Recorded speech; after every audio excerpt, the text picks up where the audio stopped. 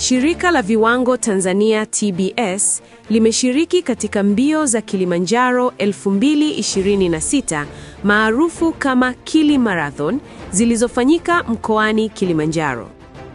Aidha, TBS imetumia fursa hii kuunganisha nguvu na wakimbiaji wote kuelekea mbio za Viwango Marathon zitakazofanyika Mei 23 mwaka huu.